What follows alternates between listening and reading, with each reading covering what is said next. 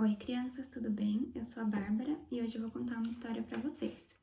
A história que eu vou contar hoje é sobre o profeta Elias. A história começa lá em Israel, com o povo de Israel. A gente vai falar sobre o Acabe, que é esse rei que está sentado aqui. Ele se tornou rei lá do povo de Israel e ele pecou contra Deus mais do que qualquer outro rei. E ele pecou por conta da esposa dele, essa moça que está sentada ao lado dele. Ela se chama Jezabel. Ele pecou porque por conta dela, ela adorava a imagem de Baal. E por conta dela, ele construiu um templo e colocou uma imagem de Baal bem grande em Samaria. E em vez do povo adorar a Deus, eles estavam adorando a Baal, que era o ídolo que Jezabel, a esposa do rei Acabe, adorava. E Deus ficou muito triste com isso, porque Deus cuidava daquele povo, né? Guiava eles, ajudava o povo de Israel, e eles estavam adorando a imagem de Baal, um ídolo, e não ao Deus verdadeiro. Então Elias, que é o nosso personagem principal, que é este aqui, ó, este é Elias, ele era um profeta naquela região. E ele viu os israelitas adorando ao ídolo de Baal, que tá aqui, ó. Essa é a imagem que o rei Acabe colocou lá em Samaria. E aí os israelitas estavam adorando a essa imagem, né? Esse ídolo criado pelos homens. Então, Elias, sendo um profeta naquela região, ele falou aos israelitas que por conta dessa atitude que eles estavam tendo, não iria chover por alguns anos, porque eles não estavam adorando ao Deus verdadeiro, ao Deus eterno. Eles estavam adorando a um ídolo. E Elias, sempre um homem temente a Deus, ele obedeceu à ordem de Deus. Deus falou para ele que ele deveria ir morar perto de um riacho, porque como ia faltar água, perto do riacho ele poderia utilizar a água daquele riacho. Então Elias foi, se instalou ali perto daquele riacho, aproveitou aquela água para beber, e os corvos, que são pássaros, vinham trazer pão para ele todas as manhãs e tardes. Então traziam pão e carne para ele de manhã e de tarde, e assim Elias conseguia se alimentar. Só que chegou uma época, como não estava chovendo, o riacho secou. Então Elias não tinha mais água ali. Então Deus mandou que Elias fosse até a cidade de Sarepta, onde uma viúva iria cuidar dele. E quando ele estava chegando no portão da cidade, ele encontrou a viúva. Ele pediu para ela um pouco de água e ela trouxe água para ele. E depois ele pediu pão, mas ela falou que não havia pão ali.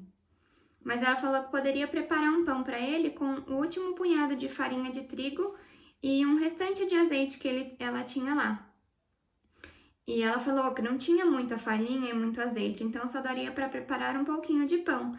E Elias, lá naquela cidade de Sarepta, junto com aquela viúva, disse: não acabará a farinha na sua tigela, nem faltará azeite no seu jarro, até cair a chuva. E esse versículo está lá em 1 Reis 17, versículo 4. A história toda de Elias que eu estou contando para vocês também está lá no livro de 1 Reis. E aconteceu ali um milagre, né? Deus fez o que o profeta havia dito. Elias ficou na casa dessa viúva no período em que não havia chuva naquela região ali de Israel. E naquela casa não faltou farinha e nem azeite. Então eles tiveram como fazer pão e preparar um alimento ali para comer. E algum tempo se passou. O filho dessa viúva ficou doente. Então Elias cuidou dele, orou para que esse menino se curasse. E ele se curou. E depois de 3 anos sem chuva, que Elias ficou um tempo perto do riacho e um tempo na casa dessa viúva, o profeta Elias se encontrou com o rei Asa. E lhe disse que o rei era o causador da falta da chuva. Ele falou que o rei e o povo de Israel haviam abandonado os mandamentos de Deus quando começaram a adorar as imagens, conforme a gente vê aqui nessa figura. Quando eles começaram a adorar essa imagem de Baal, eles desobedeceram e abandonaram os mandamentos de Deus. Então o profeta fez um desafio para saber quem era mais poderoso: o ídolo Baal, que os israelitas estavam adorando, ou o Deus verdadeiro e eterno. Então, Elias lançou um desafio àquele povo, tanto os que adoravam a Baal, quanto todo aquele povo ali da cidade de Israel. Se juntou muita gente e ele fez o desafio para saber quem era o mais poderoso. Aqui a gente pode ver, aqui existiam 450 profetas de Baal. Então, durante todo esse tempo que faltou chuva, esses 3 anos, cada vez mais foram aumentando a quantidade de pessoas que estavam adorando ao ídolo Baal. E o desafio era o seguinte: eles preparariam um altar, um para o pessoal que estava adorando a Baal, e um altar preparado por Elias para o Deus verdadeiro, né? O único e eterno Deus.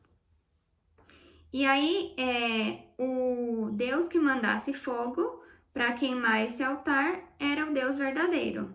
Então, o Deus mais poderoso ia queimar o sacrifício sobre o altar. E no dia marcado, como eu falei, tinha 450 profetas de Baal. Eles montaram lá o altar deles, colocaram o touro sobre o altar, a lenha, e todos os profetas em volta desse altar começaram a orar. Esses profetas de Baal oravam, clamavam, mas nada acontecia. Elias até falou para eles que talvez o Deus deles, que no caso era a imagem de Baal que eles estavam adorando, estivesse dormindo, porque não estava escutando eles, né? E eles gritavam cada vez mais alto, oravam, pediam o dia todo, até de tarde. Eles ficaram o dia inteiro orando e pedindo para que Baal queimasse o altar deles. Os israelitas olharam e viram que nada havia acontecido. Então, que Baal não era poderoso, como as pessoas que estavam adorando diziam, né? Então, Elias começou a montar seu altar. Da mesma maneira, ele colocou lá o touro sobre o altar para o Deus verdadeiro, para o único e eterno Deus. Ele pegou 12 pedras, uma para cada das 12 tribos que existia lá em Israel, e construiu o altar.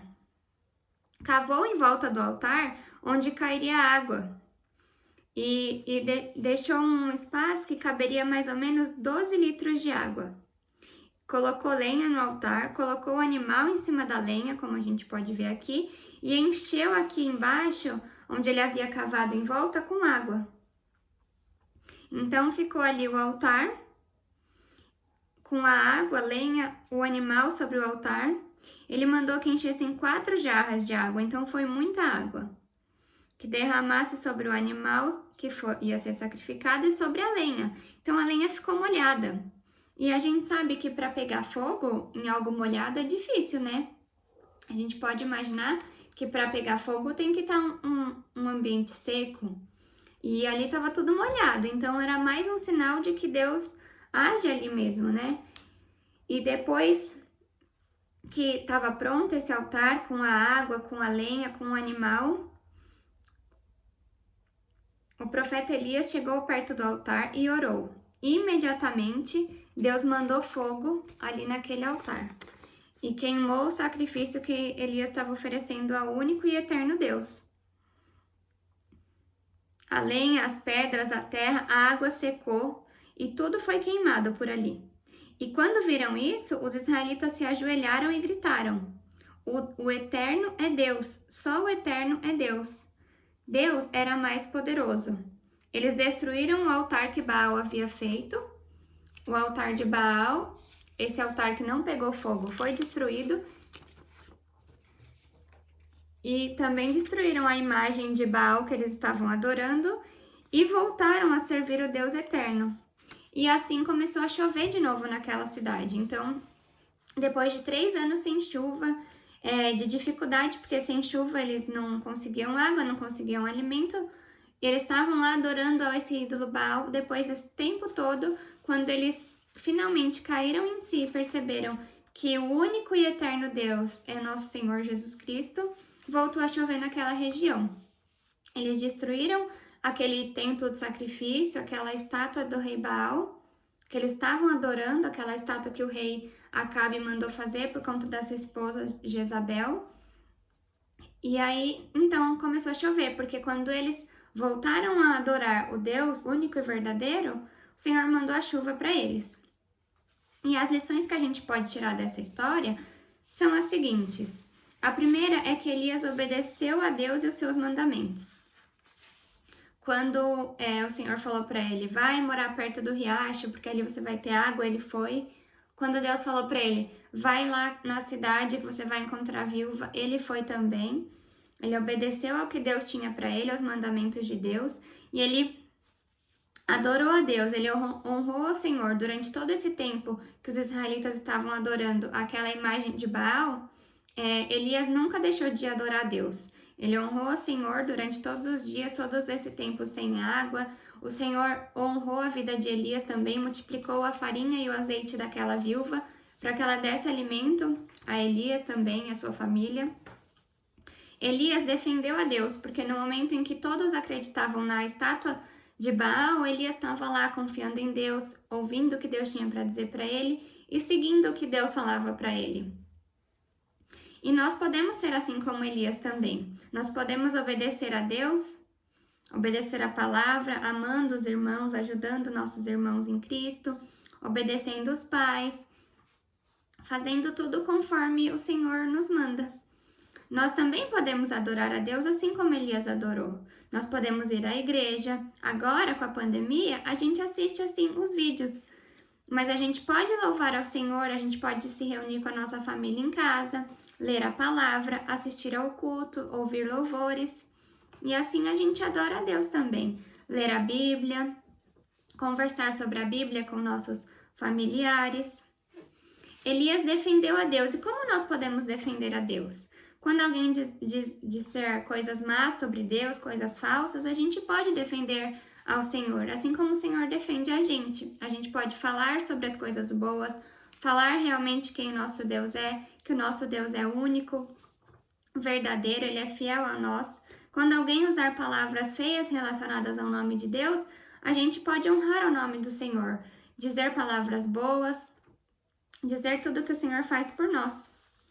E o versículo que a gente tem para memorizar hoje está lá em Salmo 95, versículo 3, que fala assim: pois o Eterno é Deus poderoso, é Rei poderoso acima de todos os deuses. Vou repetir mais uma vez. Pois o Eterno é Deus poderoso, é Rei poderoso acima de todos os deuses.